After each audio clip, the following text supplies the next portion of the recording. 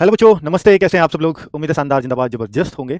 बच्चों, एसएससी की परीक्षा के लिए 35 नियम आपको जानने इसलिए भी जरूरी हैं, जो आज मैं इस वीडियो में एक्सप्लेन करूंगा। क्योंकि आप लोगों ने एग्जाम तो एसएससी के दिए होंगे, बट ये आप ये मान लीजिए कि एसएससी आपको इन नियमों को दोहरा रही है। इसलिए भी दोहरा रही है क्योंकि अभी एसएससी की जितनी भी परीक्षाएं होंगी वो अभी कंपनी का टेंडर चेंज हुआ है। तो कंपनी अपने हिसाब से एक दो रूल एड ऑन और एक दो रूल कम ज्यादा करती है, ऊपर नीचे करती है। और आपको भी मालूम है कि जब शुरुआत में इंस्ट्रक्शंस आते थे एग्जाम देने के, तो 4-5 इंस्ट्रक्शंस हुआ करते थे कभी। लेकिन आजकल इंस्ट्रक्शंस ही 35 तरह के हैं, 35। यानी आपको इन बातों का ध्यान एग्जाम देने से पहले रखना ही होगा।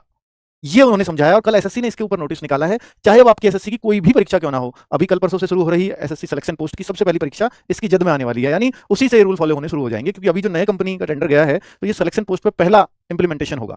ठीक है, तो जो अभी एग्जाम कल परसों से शुरू होगा, तो वो बच्चों के लिए भी ये वीडियो बहुत इंपॉर्टेंट है। आगे चाहे सीजीएल का एग्जाम आ रहा है, चाहे सीएचएसएल का आ रहा हो, चाहे एमटीएस का आ रहा हो, चाहे दिल्ली पुलिस का एग्जाम आ रहा हो, चाहे एसएससी जीडी का एग्जाम आ रहा हो, वो सारे एग्जाम्स में यही रूल चलने वाले हैं। तो ये एक बार आपके दिमाग में रहेंगे ना, सेट हो जाएंगे, तो फिर आपको टेंशन नहीं लेना है कि अंदर क्या होगा क्या नहीं होगा। वो सारी चीजें आपको क्लियर रहेंगी। और हमें देखिए, कोई भी चीज है ना, कोई भी चीज होती है, जैसे मान लीजिए कोई कंपनी चल रही है, कोई फैक्ट्री चलती है, तो हर एक चीज नियम से चलती है। तो इस परीक्षा के भी अपने एक नियम है, जो एक स्टूडेंट होने के नाते, एक कैंडिडेट होने के नाते आप सबको जानने ही चाहिए। बस उन 35 नियमों की मैं बात कर रहा हूं। हालांकि वो सब आपको मिल चुके हैं, लेकिन मैं उनको आसान भाषा में बताने का प्रयास करूंगा कि भाई ये क्या क्या है एक्चुअल में। चलिए, तो पहला नियम अगर आप देखेंगे कि भाई सबको अपना एडमिट कार्ड लेकर के जाना ही चाहिए, और उस पर जो इंस्ट्रक्शंस एडमिट कार्ड पर लिखे होंगे वो आपको फॉलो करने ही चाहिए। यानी वो जरूर आप एक बार पढ़ करके उनको जाएं। ठीक है। दूसरा जो इन्होंने नियम लिखा है वो है कि आपकी जो आइडेंटिटी प्रूफ है वो आपको ओरिजिनल में लेकर के जाना पड़ेगा। तो ये बहुत इंपॉर्टेंट बात है। अब वो आईडी प्रूफ क्या क्या हो सकता है? पासपोर्ट चलेगा, अगर आपके पास पासपोर्ट है तो, पर मुझे लगता नहीं है आपको देख करके आपके पास पासपोर्ट होगा।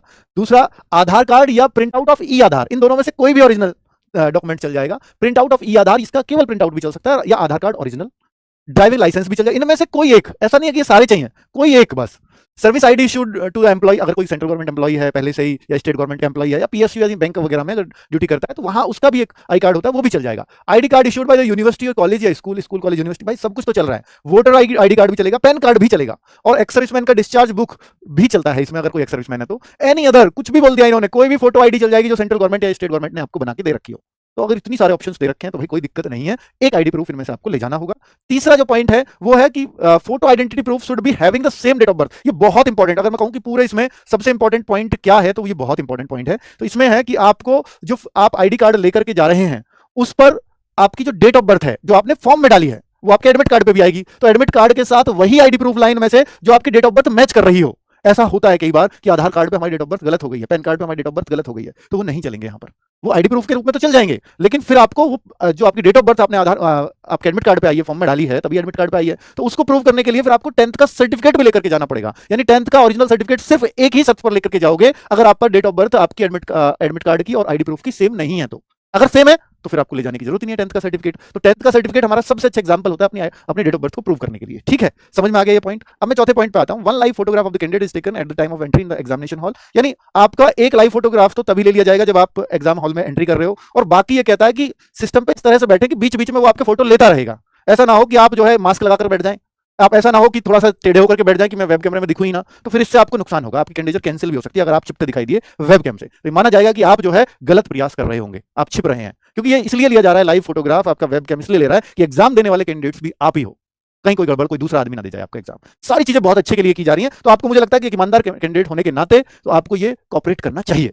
ठीक है, चलिए नेक्स्ट पांचवा पॉइंट है, candidates are advised to keep their full face open, no mask. वही उसी को आगे उसने बोल दिया है, वही ऊपर बता दिया कि सेटिंग इस तरह से रखें कि वेबकैम आराम से फोटो ले सके, और नीचे बोल दिया है कि आपका फुल फेस ओपन होना चाहिए और कोई मास्क या कवरिंग ऑफ फेस आपका नहीं होना चाहिए किसी तरह से। और इंस्ट्रक्शंस फॉर पीडब्ल्यूबीडी कैंडिडेट्स के लिए दे रखी है कि कोई भाई अपने लिए स्क्राइब लेकर के जा रहा है या कोई सुविधा मिलती है उनको 20 मिनट एक्स्ट्रा की, तो ऐसा ना हो कि वो स्क्राइब वाला कैंडिडेट्स यानी हैंडीकैप कैंडिडेट्स की बातें हैं और वो इस तरह का ले जाए कि वो इस ऑलरेडी इसमें एप्लीकेंट है। आपने अगर ऐसा कोई बिठा दिया कि वो अपना भी परीक्षा देगा किसी और डेट पर, आपने एक बार उसको अपनी परीक्षा दिलवा दी, फिर तो वो आपका काम वही कर देगा, है ना। तो ऐसा ना ले जाओ, अगर ऐसा हुआ तो फिर आपकी भी और उसकी भी, दोनों कैंडिडेट कैंसिल हो जाएगी। तो ऐसा उन्होंने कुछ समझाया हुआ है इसमें। तो छठा पॉइंट उनके लिए है। सातवें पॉइंट पे मैं बात करता हूं, candidates are coming from non Aadhaar route. देखिए, नॉन आधार रूट ये इसलिए बोल रहा है कि जब इन्होंने ओटीआर आपसे करवाया था, तो ओटीआर में मैंने वो वीडियो भी बनाया था और आप लोगों ने देखा भी था उसको, कि ओटीआर करते टाइम आपको आधार कार्ड ही देना चाहिए।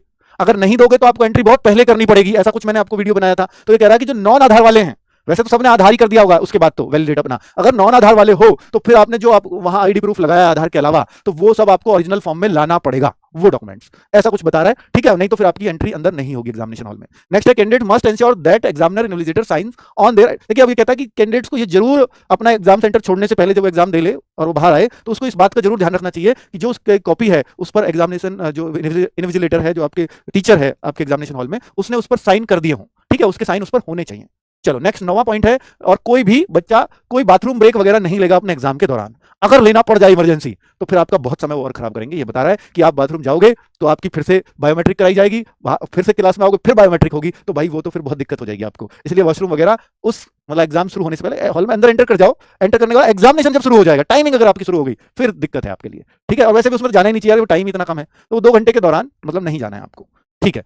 Candidates are advise not to write anything on the admission certificate, कोई भी चीज ये बता रहा है कि आप अपने जो है एडमिट कार्ड है जिसको लेकर के आप अंदर जा रहे हैं उसको पहले से कुछ लिख करके मत लाओ, ठीक है, वरना ये माना जाएगा कि आप कुछ नकल के लिए लेकर के जा रहे हैं, चाहे आपने कुछ भी लिखा हो, अपना नाम ही लिख दिया हो पेन से, वो नहीं लिखा हुआ होना चाहिए। तो ये इन्होंने यही आपको समझाया है। दूसरा, candidate will be required to write in the specified space on the admission certificate, तो उस पर कोई एक स्पेस होता है जिसपे इन्विजिलेटर के सामने आपसे कुछ लिखवाया जाएगा, ठीक है, तो वो आपसे वो वहीं ले लेगा लिखा हुआ आपसे। After the first login during exam, तो ड्यूरिंग एग्जाम ही जो है लॉगिन, पहले लॉगिन के बाद यानी आपका एग्जाम शुरू नहीं हुआ उससे पहले पहले ये सब चीजें करवा ली जाएंगी आपसे, ठीक है। Candidates must treat their admission certificate with utmost care, तो वो बोल रहा है कि भाई जो आपका एडमिट कार्ड है ना उसको बहुत सावधानी से लेकर के आना, वही आपका जो मतलब सबसे इंपॉर्टेंट चीज, आपसे इंपॉर्टेंट आपका एडमिट कार्ड है, उस पर कोई भी ऐसे मोड़ तोड़ करके मत लाना, कुछ भी उसमें डैमेज ना हुआ हो, क्योंकि उसमें एक बार कोड होता है, अगर वो दिक्कत हो गई तो फिर दिक्कत हो जाएगी आपको, तो ऐसा इसने बताया। नेक्स्ट है 12वां point, the candidates are advised to reach the venue of exam, ये तो देखिए मैं भी या कोई भी कहेगा, ये तो आपकी जिम्मेदारी भी बनती है कि आप समय से एग्जाम पर पहुंचे, अगर नहीं पहुंचोगे तो आप बहुत टेंशन में रहोगे और वो टेंशन ही आपको फिर मतलब बहुत डिस्टर्ब कर देगी।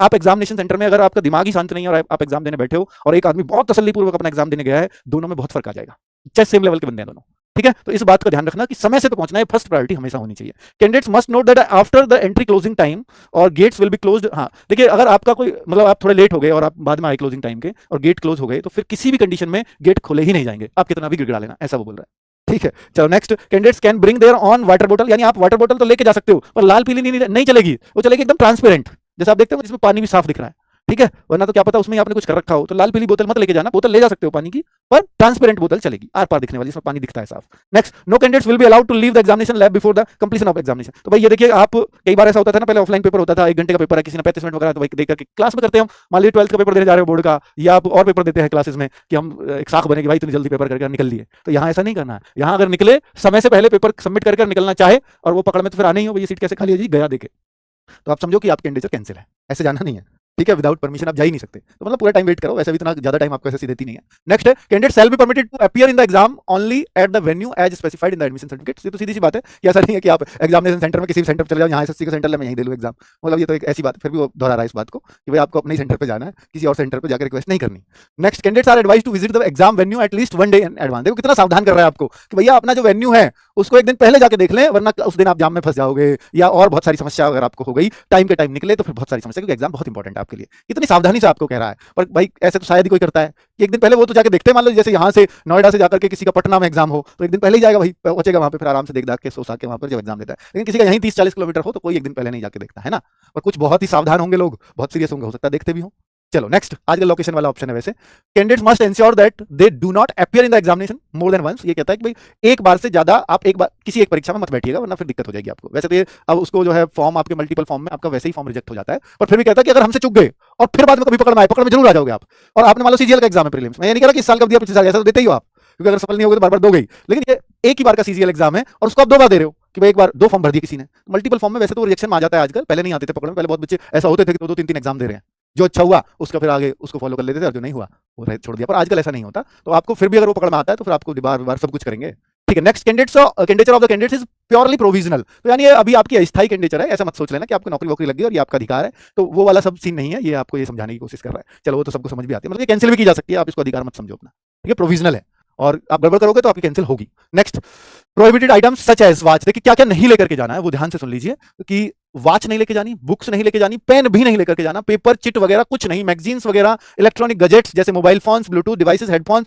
ये कैमरा और ये सब तो आप समझदार हो यार, इलेक्ट्रॉनिक डिवाइस तो कुछ भी नहीं लेकर के जानी, इवन सिंपल घड़ी भी नहीं ले जा सकते, पेन भी नहीं ले जा सकते, तो फिर आप बताओ अलाव ही क्या होगा जब पेन ही अलाव नहीं है, किसी भी तरह का पेन नहीं, तो क्यों नहीं ले जा सकते, फिर कैसे करेंगे सॉल्व, तो भाई वो पेन और पेपर खुद देते हैं, आगे लिखा है इसमें ये बात भी, ठीक है, चिंता मत करो। तो कुल मिलाकर के बात समझ में आ गई ये भी पॉइंट। नेक्स्ट है 21वां point, candidate should avoid wearing items like, females के लिए है, नोज पिन्स, ब्रेसलेट्स और इयररिंग्स पहनती हैं, तो वो सब नहीं, मतलब इयररिंग्स भी उतार के जानी, हाँ जानिए भाई, और चार्म्स और ये है आपकी ये कड़ा हाथों में कड़े होते हैं, तो है ना, तो ये जो है नहीं पहन करके जाना है। और इनकेस ऑफ कोई रिलीजन या कस्टम्स की कोई चीज़ है, मतलब रिलीजियस जैसे सरदार जी पहनते ही हैं हमेशा कड़ा, तो वो वाली चीज़ें तो फिर तो नहीं, आप मतलब कोई दिक्कत नहीं है, रिलीजियस से संबंधित है तो आप पहन सकते हो, लेकिन उसके लिए फिर तलाशी के लिए आपको प्रॉपर टाइम से पहुंचना पड़ेगा वहाँ, थोड़ा समय रहते पहुंच जाना। अगर ऐसी कोई रिलीजियस चीजें पहनी हुई हैं जिसको आप उतार ही नहीं सकते, तो फिर आपको सबसे पहले जाना चाहिए ताकि तलाशी अच्छी से ली जा सके। ये वो समझा रहा है 21वें पॉइंट में। 22वां पॉइंट कहता है candidates are advise not to bring bags and prohibited items into the examination venue. तो यानी बैग वगैरह तो आपको लेकर के नहीं जाने, अगर ले आए हो तो फिर आपकी ही सेफ कस्टडी, वो खुद की जिम्मेदारी होगी, उसको कहां रखना है, एग्जामिनेशन सेंटर के अंदर हम उस बैग को नहीं घुसने देंगे, ये उसने बताया। बाकी सब कुछ वो आपकी जिम्मेदारी होगी, कहां रखना, कैसे रखना है वो आप जानो। नेक्स्ट, सेंटर पर मतलब ऐसी कोई सुविधा नहीं है उनको रखने की। ये रहा 23वां पॉइंट जो मैं बोल रहा था कि pen and paper for rough work would be provided in examination lab. आपको 100 रुपए जो दिए ना आपने, और कई अब लड़कियों की तो फीस ही नहीं लगती, SC ST की कोई फीस नहीं लगती, तो वो सब उनकी तरफ से प्रोवाइड कराया जाएगा, पेन भी और पेपर भी, तो चिंता मत करिए, नया पेन नया पेपर आपको मिलेगा वहां पर। चलो नेक्स्ट पॉइंट है all exam labs are under video surveillance. ये आपको डराया गया, मतलब सच्चाई भी है कि CCTV के अंदर आप रहोगे ही, आपका एग्जाम चल रहा होगा, आप कहीं भी कुछ भी करते हुए पाए गए तो बाद में रिकॉर्डिंग चेक करके आपको तब भी नाप देंगे वो, ठीक है। नेक्स्ट 25वां पॉइंट है इलेक्ट्रॉनिक वॉच, यानी जो टाइमर है will be available on the computer screen है। आप वॉच क्यों लेकर के जाना चाहते हो? आप ऑनलाइन एग्जाम में आपके कंप्यूटर पर वैसे ही टाइमिंग चल रही होगी, कितना समय बचा है वो सब कुछ आपको पता होगा, तो वॉच की जरूरत भी कहां है, ठीक है। आपके अक्सर रूम में नहीं हुई वॉच तो मत हो, कंप्यूटर में तो है, हर किसी बच्चे पे वॉच है। नेक्स्ट पॉइंट है 26वां, candidates should ensure that they don't indulge in any kind of unfair means. ये अनफेयर मींस ऐसा हो सकता है कि भाई कोई बच्चा कुछ कर रहा हो और वो तो टीचर का वहां पर काम है वैसे उसको देखना कि गड़बड़ कर रहा है, तो आप टीचर को बस बता सकते हो, हिंट दे सकते हो कि सर यहाँ दिक्कत है तो देख लीजिए, लेकिन आप उस पर उपद्रव करने लगो कि ऐसा क्यों कर रहा है ना, तो वो एक अनफेयर मींस में आ जाएगा। या आप कुछ और चीजें ऐसी करने लगो जिससे मतलब क्लास पूरी डिस्टर्ब हो, तो वो सब चीजें अनफेयर मींस में आती हैं, तो वो वाला सीन नहीं करना है आपको, ठीक है। किसी से बात भी नहीं करना है किसी से आपस में, वरना CCTV भी लगाया उससे भी आपको पकड़ लेंगे, ठीक है। तो किसी से ना तो बात करनी है ना किसी ऐसे अनफेयर उसमें आपको फंसना है।